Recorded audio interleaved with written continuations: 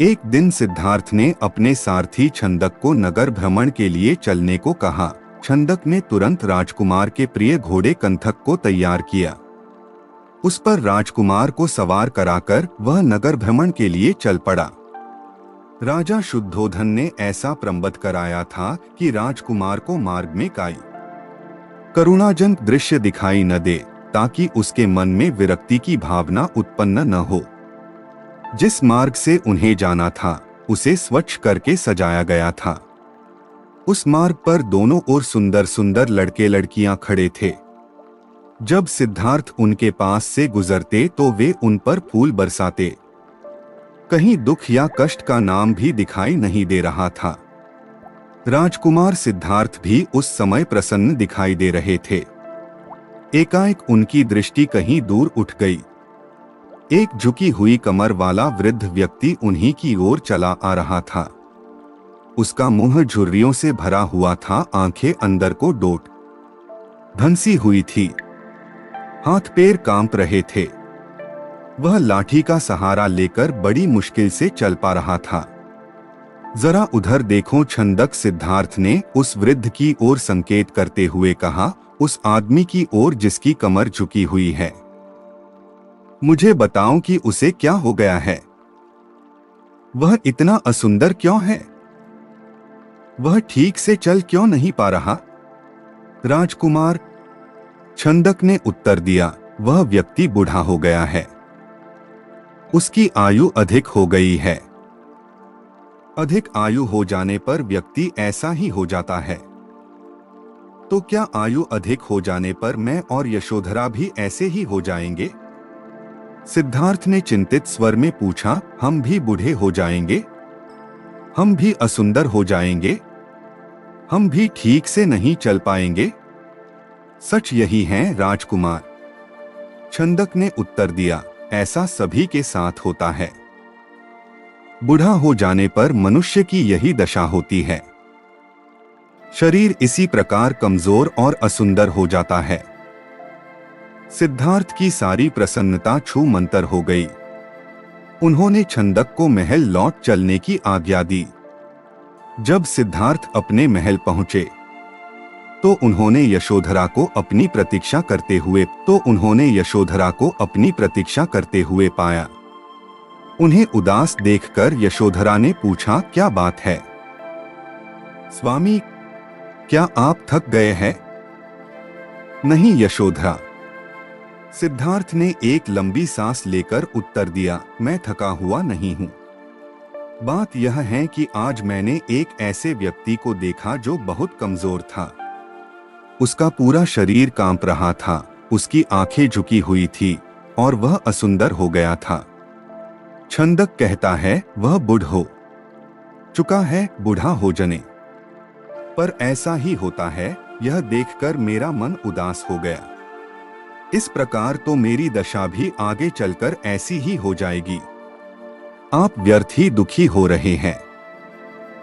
यशोधरा ने कहा, छोड़िए इस बात को, आप अपने मनोरंजन कक्ष में जाइए। पिताजी ने आपके मनोरंजन के लिए खास नर्तकी और गायिका को बुलाया है।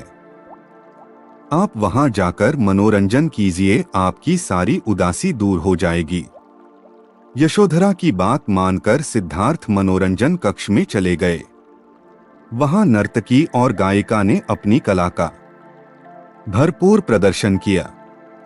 उन्होंने सिद्धार्थ की उदासी को दूर करने का पूरा प्रयास किया, लेकिन सिद्धार्थ की उदासी दूर न हुई। उनकी आंखों के सामने रह रहकर वही वृद्ध व्यक्ति घूम रहा था जिसे उसने मार्ग में देखा था। वह बार बार यह सोच रहा था कि क्या बूढ़ा होने से बचने का कोई उपाय नहीं है।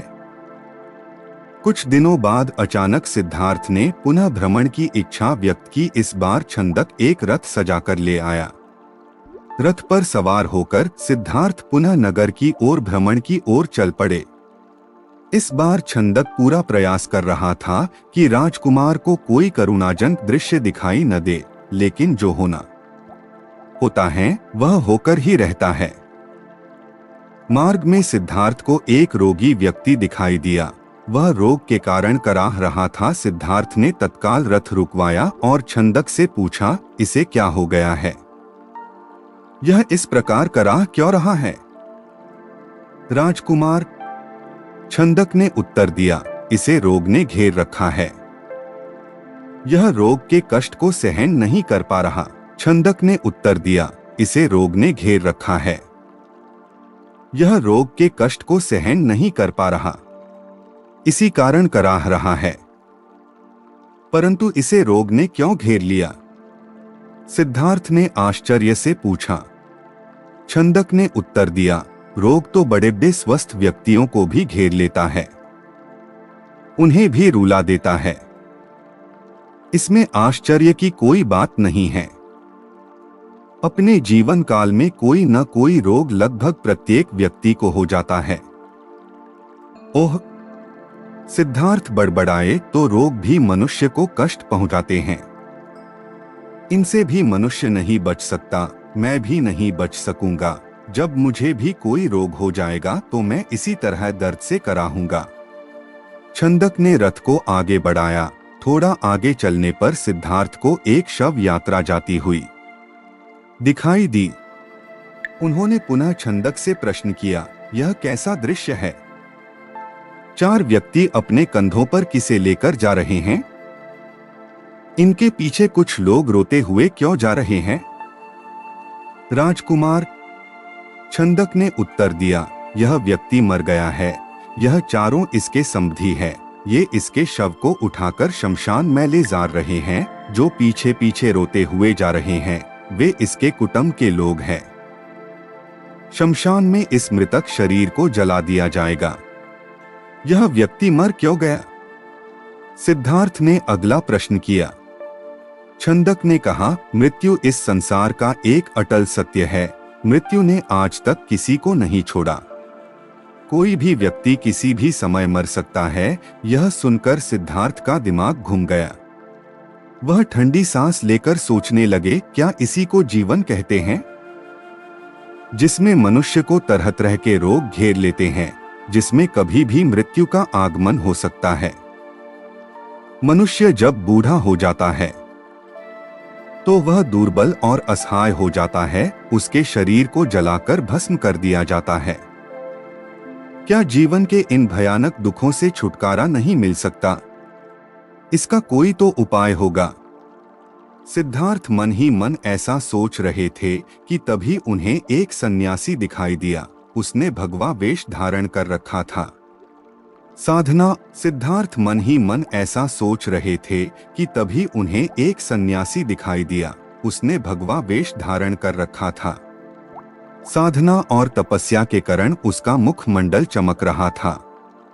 उसके होंठ मुस्कुरा रहे थे। सिद्धार्थ को वह संसार का सबसे प्रसन्न व्यक्ति दिखाई दिया। उन्होंने पूछा, छंदक, यह स्वस्थ और तेजस्वी व्यक्ति कौन है? छंदक ने उत्तर दिया, यह एक सन्यासी है। इसने संसार के सभी सुख त्याग रखे हैं। इसने संयम द्वारा अपनी इंद्रियों को वश में कर रखा है। यह अपने ईश्वर की तपस्या साधना करता है, इसलिए यह स्वस्थ, निरोग व सुंदर है। तपस्या के कारण ही इसका मुखमंडल चमक रहा है। सिद्धार्थ को जैसे अपने सभी प्रश्नों के उत्तर मिल गए। वह एकदम शांत हो गए। उस सन्यासी के दर्शन मात्र से ही उसके मन का सारा क्लेश दूर हो गया। उसने मन ही मन सोचा, रोग, बुढ़ापा तथा जन्म मरण के कष्ट से छुटकारा पाने का उपाय संयम, त्याग तथा तपस्या है। जीवन का सार सत्य की खोज करना है। संसार के सभी सुख नकली है। मैं अब इन झूठे सुखों में नहीं फंसूंगा। मैं उस तेजस्वी सन्यासी की तरह बनूंगा।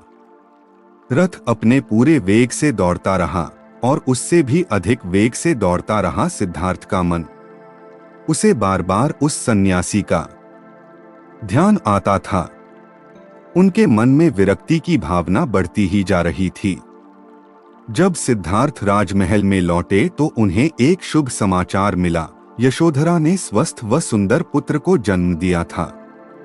दास दासियों ने सिद्धार्थ को घेर लिया और उन्हें बधाइयां देने लगी। उन्हें यह आशा थी कि सिद्धार्थ से उन्हें पुरस्कार मिलेगा, लेकिन सिद्धार्थ पर इस शुभ सूचना का कोई प्रभाव दिखाई न दिया। आशा थी कि सिद्धार्थ से उन्हें पुरस्कार मिलेगा, लेकिन सिद्धार्थ पर इस शुभ सूचना का कोई प्रभाव दिखाई न दिया। चारों ओर हर्ष का सागर लहरा रहा था। पूरे राजमहल में बधाइयों के स्वर गूंज रहे थे। वहां राजा शुद्धोधन व रानी प्रजावती तो प्रसन्नता से पागल हुए जा रहे थे। वे बधाई देने वाले को मुंह मांगा पुरस्कार दे रहे थे। कपिलवस्तु में नए राजकुमार के जन्म लेने के उपलक्ष्य में नाच गाने व उत्सव होने लगे, लेकिन सिद्धार्थ को उनमें कोई रुचि न थी। वह उदास अपने भवन में घूम रहे थे।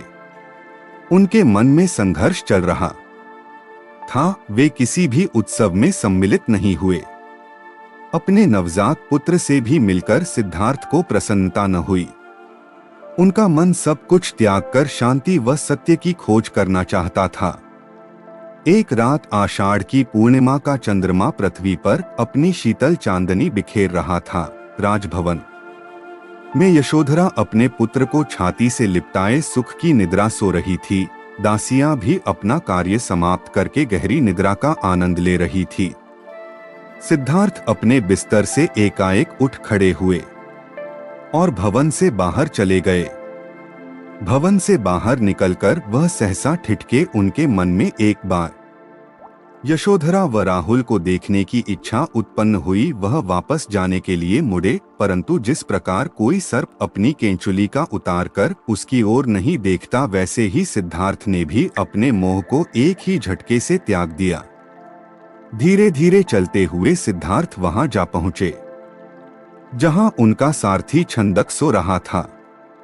सिद्धार्थ ने उसे जगाया।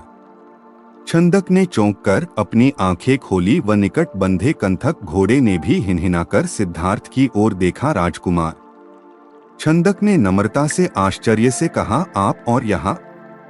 वह भी रात के इस समय? सब कुछ ठीक तो है न? छंदक, सिद्धार्थ ने आदेश दिया, तुरंत रथ तैयार करो, मैं इसी समय राजभवन से बाहर जाना चाहता हूँ।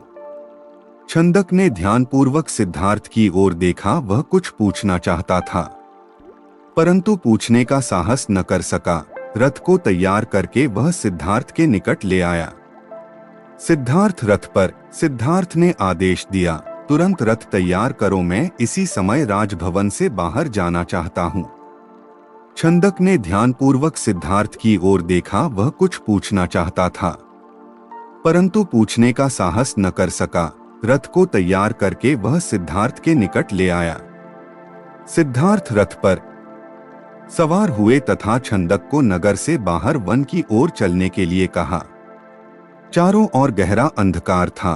वहां सन्नाटा छाया हुआ था। जंगली जीव जंतुओं की आवाजें कभी कभी सन्नाटे को भंग कर देती। वातावरण बहुत डरावना हो जाता। घने जंगल के निकट सिद्धार्थ ने छंदक को रथ रोकने का आदेश दिया। रथ रुकते ही सिद्धार्थ नीचे उतर आए। सामने ही यमुना नदी अपने पूरे वेग से बह रही थी। उस समय वे अनुप्रिय नामक स्थान के निकट खड़े थे। सिद्धार्थ ने अपनी राजसी वेशभूषा उतार दी। साथ ही उन्होंने एक एक करके अपने आभूषण भी उतार दिए। अपने वस्त्र आभूषण उन्होंने छंदक को दे दिए तथा लौट जाने का आदेश दिया। छंदक सिद्धार्थ के पैरों में गिरकर फुट फुट कर रोने लगा। वह हाथ जोड़कर कहने लगा, यह आप क्या कर रहे हैं राजकुमार? जब आपके माताजी व पिताजी को आपके सन्यासी बन जाने की बात का पता चलेगा तो उन पर दुखों का पहाड़ टूट पड़ेगा। रानी यशोधरा पर क्या बीतेगी?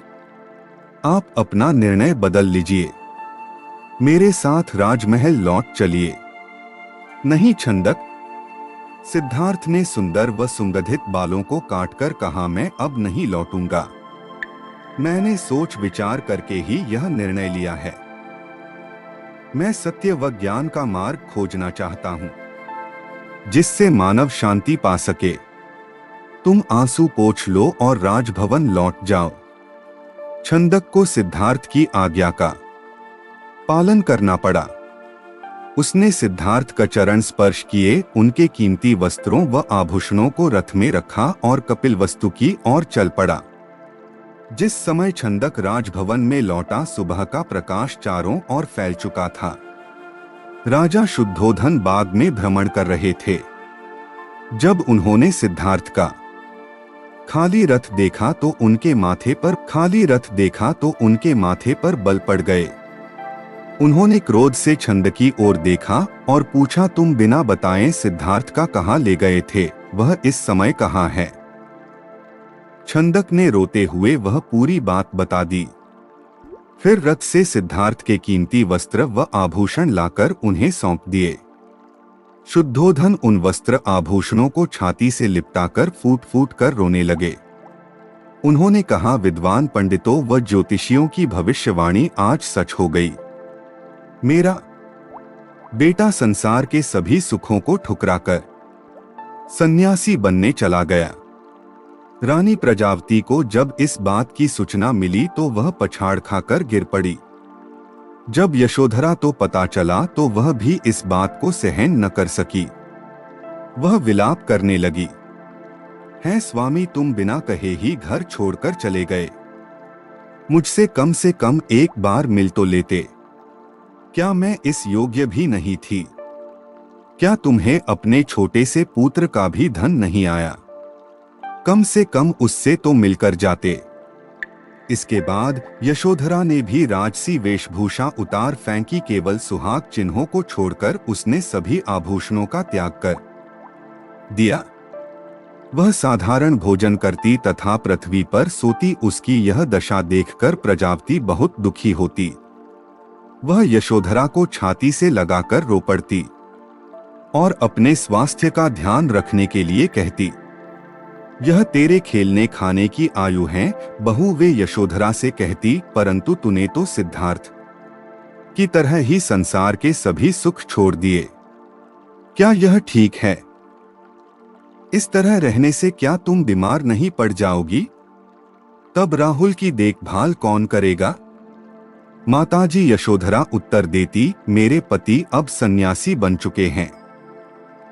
वे पृथ्वी पर शयन करेंगे तथा जंगली फूल फलों का भोजन करेंगे। ऐसे मैं भला राजभवन में सुख के साथ कैसे रह सकती हूँ? आप कृपया दुखी न हो, राहुल में ही इसके पिताजी की छवि को देखें। इससे आपको शांति मिलेगी। प्रजावती राहुल को छाती से लिपटाकर रो पड़ी। सिद्धार्थ के चले जाने के बाद कपिलवस्तु का हर व्यक्ति उदास हो गया। राजमहल में तो मिलेगी। प्रजावती राहुल को छाती से लिपटाकर रो पड़ी। सिद्धार्थ के चले जाने के बाद कपिलवस्तु का हर व्यक्ति उदास हो गया। राजमहल में तो दुख का साम्राज्य ही स्थापित हो गया। ऐसे में केवल नन्हे राहुल की लिकारियां ही राजमहल में गूंजती तथा सबका मन बहलाती।